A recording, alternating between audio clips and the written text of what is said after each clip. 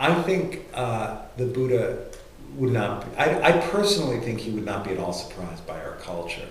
And I don't think he would find it particularly unusual. And frankly, I don't find it particularly, people talk about us as a particularly consuming society. And I suppose we are, but I think that suffering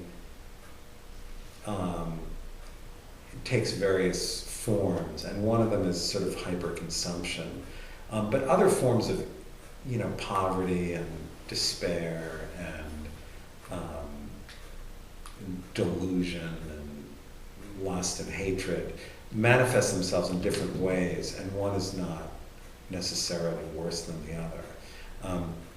I think you'd probably look at us and say, you guys, have a particular, you're suffering. And so they suffered in other times in the 20th century and all through the centuries in different ways. And that none is worse than the other. As far as what he would think of this play, I don't know. I do know that he suggested not indulging in sort of spectacle, and this is kind of spectacle. However, he taught with the spoken word, and this is this is the spoken word. So I suspect he would probably watch it and then talk to his friends, his people. I bet he wouldn't like the title, which I intend on changing anyway.